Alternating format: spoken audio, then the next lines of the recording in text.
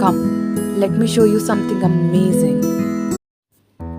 One fine night, after finishing my dinner, I was watching this movie and this unique hand caught my eye and I was absolutely fascinated.